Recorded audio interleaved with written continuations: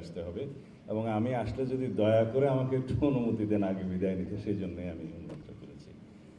যাই হোক, শাপলা চত্বরের ওই নির্মম বর্বর সারা পৃথিবীর ইতিহাসে যে জঘন্য হত্যাকাণ্ড হয়েছে, সেই রাতে আমি আর মাহমুদ ভাই জেলখানায় ছিলাম, এবং পিজি হাসপাতালের আইসিইউতে আমরা পরস্পর মুখোমুখি ছিলাম। দুটা ছোট রুমে দেখা যেত, আমাদের একটা পর্দা ছিল। একটু আগেই সেই স্মৃতিচারণ করছিলাম। মাহমুদ ভাই অনশন করছিলেন প্রায় 7 দিন পর্যন্ত। তা আমি ওনাকে বলেছিলাম, মাহমুদ ভাই, আপনার মরে গেলে হাসিনা খুশি হবে, সুতরাং এই অনশন করে লাভ নাই, আপনি অনশন ভঙ্গ করেন।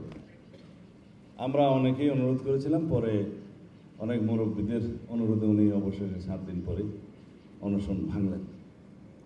তো কোনো সময় নির্বাসনে, কোনো সময় নির্যাতনে, কোনো সময় কারাগারে, কোনো সময় কি যেন বলো এটা মৃত্যু গুহায়, কোনো সময় আয়নাগরে, এইভাবেই দীর্ঘ 1.5 যুগ সময় আমার নিজেরই কেটেছে। তারপরেও শাপলা চত্বরের শহীদদের বিচার দেখার জন্য আল্লাহ যেন আমাকে আরো বেশি দিন বাঁচায় রাখেন। আমি অনুরোধ করছিলাম এই দেশে প্রত্যাবর্তন করতে পারার পরে যে মামুনুল হক সাহেবকে এবং অন্যান্য আমার যারা পরিচিত আছেন তাদেরকে, আপনারা এখনো পর্যন্ত নিজেরা একটা তদন্ত করে পূর্ণাঙ্গ তালিকা কেন করতে পারলেন না? অবশেষে সংক্ষিপ্ত হলেও এই যে শাহাদত বরণকারীদের একটা স্মৃতি স্মারক আপনারা প্রণয়ন করতে পেরেছেন, আলহামদুলিল্লাহ, এটা একটা রেকর্ড হয়ে থাকবে। তবে আমার মনে হয় এখন থেকে আরও যতদিন লাগে আপনারা পূর্ণাঙ্গ রিপোর্টটা প্রণয়ন করবেন, এবং প্রত্যেক শহীদের নাম এখানে যেন উল্লেখ থাকে, ছবি থাকে, এবং তাদের ঠিকানা যেন থাকে। এই জাতি যতদিন এই জাতির ইতিহাস থাকবে, এই দেশ থাকবে, আপনাদের এই রক্তদান, এই শাহাদাত আমরা স্মরণ করবো, এই জাতি স্মরণ করবে, মুসলিম জাহান স্মরণ করবে। এরকম একজন জঘন্য হত্যাকারী শেখ হাসিনা রাতের অন্ধকারে সমস্ত আলো পানি নিভিয়ে দিয়ে চতুর্দিক থেকে গুলি করে নিরীহ মাদ্রাসা শিক্ষার্থীদেরকে হত্যা করলো, অথচ সেই হত্যাকাণ্ড নিয়ে ফ্যাসিস্ট শেখ হাসিনা পার্লামেন্টে তামাশা করল। এই ফ্যাসিস্ট আওয়ামী লীগ, এই শেখ হাসিনা রাজনৈতিক সিদ্ধান্তে, অবৈধ রাজনৈতিক সরকার, তারপরেও তো সরকারে ছিল, তার সিদ্ধান্তে দলীয়ভাবে এই সমস্ত হত্যাকাণ্ড করেছে, নারকীয় হত্যাকাণ্ড। আসমান থেকে হেলিকপ্টার গানশিপ দিয়ে এই দেশের জনগণকে হত্যা করেছে, নিরীহ শিশু এবং নারীদেরকে হত্যা করেছে। এরপরেও তারা বাংলাদেশের এই সমস্ত হত্যাকাণ্ডের জন্য ন্যূনতম কোনো অনুশোচনা করে নাই, দোষ স্বীকার করে নাই, ক্ষমা প্রার্থনা করে নাই। উল্টো এই দেশের গণ অভ্যুত্থানকারীদেরকে তারা অপরাধী তকমা দিচ্ছে। এত বড় দুঃসাহস, এত বড় নির্লজ্জতা সারা পৃথিবী প্রত্যক্ষ করছে। আমরা এখন যে অবস্থায় দাঁড়িয়ে আছি, এই অবস্থায় সমস্ত শহীদের যদি আমরা বিচার চাই, তাহলে আমাদেরকে এই ট্রাইব্যুনাল আরো অনেকগুলা গঠন করতে হবে। ট্রাইব্যুনালের তদন্ত টিম, প্রসিকিউশন, লজিস্টিক সাপোর্ট সবগুলো বাড়িয়ে আমি অনুরোধ করব এখনই যাতে যথাযথ কর্তৃপক্ষ যথাযথ পদক্ষেপ নেন, শুরু করা হোক। বিচার কার্য অনেক দীর্ঘ প্রক্রিয়া, সেটা হয়তো সমাপ্ত হতে দেরি লাগবে।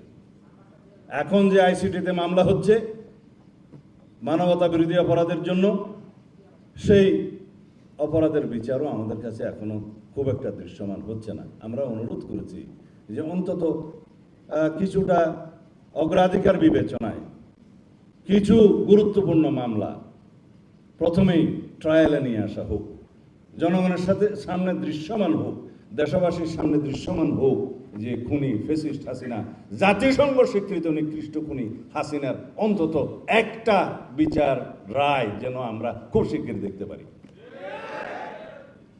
সবার বিচার করা হবে। এই দেশের আদালতে খুনি শেখ হাসিনার এবং তার সরকারের তার দোষরদের প্রত্যেকটা অপরাধের বিচার করা হবে ইনশাআল্লাহ। আমরা গণতন্ত্র চাই, আমরা সাংবিধানিক অধিকার চাই, গণতান্ত্রিক অধিকার ফিরে পেতে চাই। সেই জন্য আমরা বারবার নির্বাচনের তাগিদ দিচ্ছি। এই কথা আমরা এখানে বলছি না, এটা আমাদের দায়িত্ব। আমরা মাননীয় প্রধান উপদেষ্টার পদত্যাগ চাইনি, এখনো চাই না, কিন্তু ওনার কাছে আমরা একটা রোড ম্যাপ দাবি করেছিলাম। এখন বিভিন্নভাবে আমরা শুনতে পাচ্ছি বিভিন্ন রকমের চক্রান্তের মধ্য দিয়ে এই সরকারকে বিভিন্নভাবে ভুল বোঝানো হচ্ছে যে আপনার সরকারকে কাজ করতে দেওয়া হচ্ছে না। সঠিক নয়। আমরা গণতান্ত্রিক উত্তরণের জন্য, একটা ডেমোক্রেটিক একটা ট্রান্সফরমেশনের জন্য আমরা আমাদের কথাগুলো বলছি জনগণের পক্ষে, এটা যেন অন্য কোনোভাবে না নেওয়া হয়। আমরা বলেছি এই দেশের সেনাবাহিনীকে যেন বিতর্কিত না করা হয়। আমরা বলেছি এই দেশের সার্বভৌমত্ব নিয়ে যেন কোনো রকমের ছেলে মানুষই না করা হয়। এদেশের নিরাপত্তা, স্বাধীনতা, সার্বভৌমত্বকে রক্ষার জন্য জাতীয় ঐক্যমত্যের ভিত্তিতে যেন যে কোনো সিদ্ধান্ত গৃহীত হয়। এই কথাগুলো আমরা বলছি জাতীয় স্বার্থ সংরক্ষণের জন্য। যাই হোক, এই কথাগুলো এখানে আমার যথেষ্ট বলার সময় নেই এবং এটা ফোরামও সেটা নয়। আমি শুধু আহ্বান করব, আপনারা আলেম সমাজ দ্বিধা বিভক্ত থাকবেন না, বহুধা বিভক্ত থাকবেন না। আপনারা বহুভাবে বিভক্ত ছিলেন বলেই এই স্বৈরাচারী ফেসিবাদী শক্তিগুলো আপনাদেরকে বিভিন্নভাবে নির্যাতন, নিপীড়ন, মামলাবাজি দেওয়ার সুযোগ পেয়েছিল। আপনারা এখানে ঐক্যবদ্ধ হন না, আপনাদের স্বার্থ তো এক। আমি শুধু আল্লামা ইকবালের একটা শের পড়ে আপনাদের এখান থেকে বিদায় নেব যে मुसलमान के हर फिरके ने एक दूसरे को काफिर कहा, वही एक काफिरी है जो उसने हम सबको मुसलमान कहा। অথচ আমরা সেই মুসলমানরা একত্রিত হতে পারি না। সেই জন্য আমাদের বিরুদ্ধে যে সমস্ত ষড়যন্ত্র হয়, আমাদেরকে বহুভাবে বিভক্ত করার মধ্য দিয়ে সেই সমস্ত ষড়যন্ত্রের সুযোগ নেই।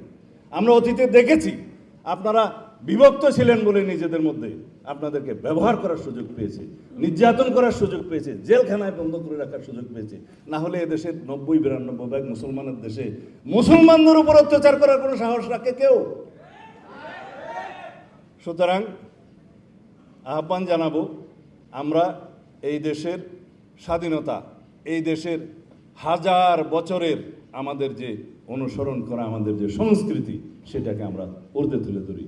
এখানে যেন কোনো বিজাতীয় সংস্কৃতি আমাদের বিভিন্নভাবে বিভ্রান্ত না করতে পারে, আমরা যেন সজাগ থাকি। সেজন্য ইসলামী মূল্যবোধের এই প্রচার প্রসার এবং এগুলো করতে হবে। আপনাদের দায়িত্ব সেখানে সবচেয়ে বেশি। এর অনুপস্থিতিতে এখানে বিভিন্ন রকমের সংস্কৃতির অনুপ্রবেশ ঘটছে। আমাদের ভবিষ্যৎ প্রজন্ম ছেলেমেয়েরা সেটা দেখছে এবং সেটা অনুসরণ করার একটা সুবিধা তারা পাচ্ছে।